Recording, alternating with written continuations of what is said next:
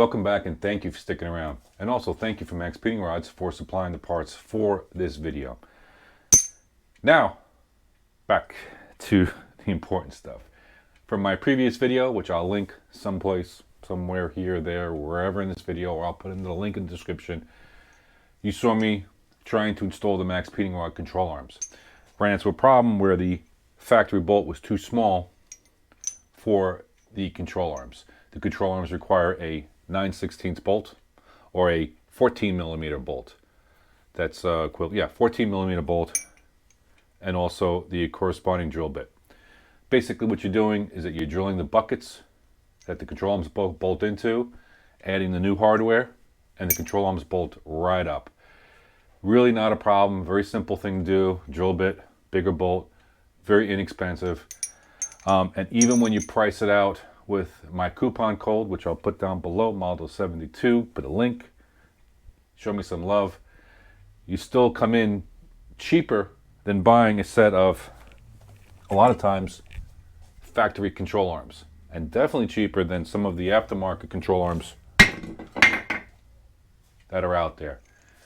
And also, the other thing with this control arm is that it does not come with a greasable fitting. So you have to actually blow apart the bushings, put some grease in there, and it'll last for years. So don't be turned off by that. So down below, I'm going to list all of the parts that are required for the Max Speeding Rod control arms. That includes the ball joints, the bolts.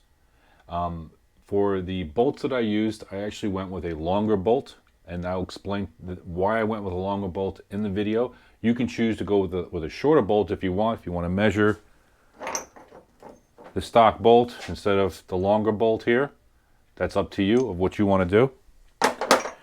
But I'll list the drill bit, the bolts, the nuts, and the ball joints, and where I got everything. In the next video, we're going to go and review them and test and give a final review. I'm going to put the car back on the road because it's on jack stands right now, doing some basic maintenance, oil changes and stuff like that. Replaced the wheel bearing on this thing too because it was I found out that was bad. And then give a final review of the Max Speeding Rods control arms. So stick around, see the installation, comment down below. What do you think? Is it worth it? Is it worth getting the extra bolts? For me it was great because it's cheap, $100 and something for a set of two control arms that are definitely better than factory stock. You know, some little extra love and you're in. So let's get into it.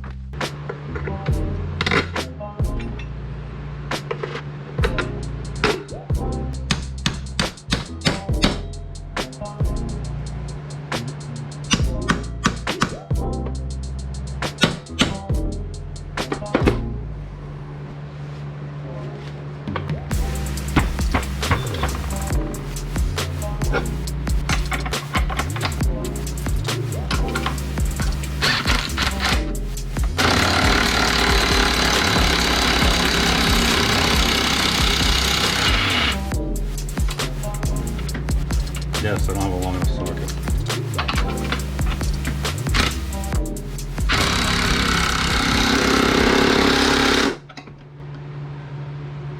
Okay, we're going to torque these down. 80 foot-pounds. Let's break out the grinder. I'll tell you why in a minute. For me, I went with a longer bolt so I can size it to the exact specifications of what I wanted, and I'll list in below what bolt and nut I used and the length and all that kind of good stuff. This is the factory bolt. This is the type of bolt. Just a quick thing that I'm using. It's almost exact the same as the factory bolt rating, everything. Always want to use a bolt that has a non-threaded part that goes into where the control arm slides into. You never want to use a fully threaded bolt. Cause all sorts of problems and all that kind of stuff. So, all right.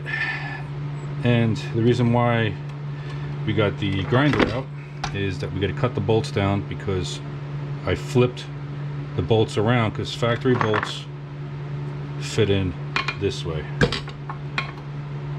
Let me get you a little closer.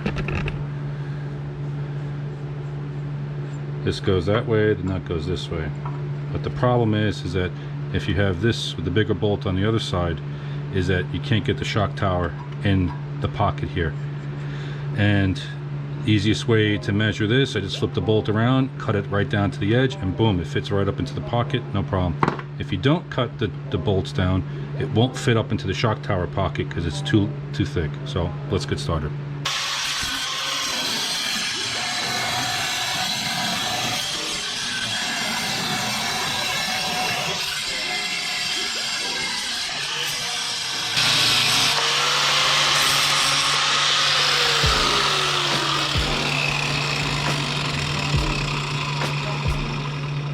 Don't worry, it's got enough thread.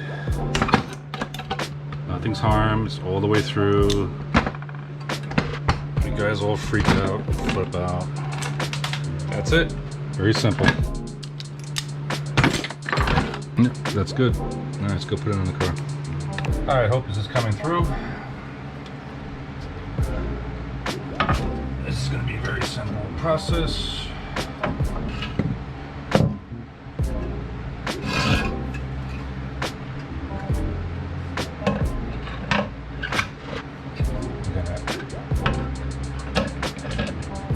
Put the assembly together, just like so. Then we're going to find our little rubber piece. This little rubber isolator goes towards the inside of the car, or it's shaped to the round. It's around here, so you can't really screw it up. You do it this way, it's not going to fit right. It's designed to go that way. Alright, and we're going to stick it up into there.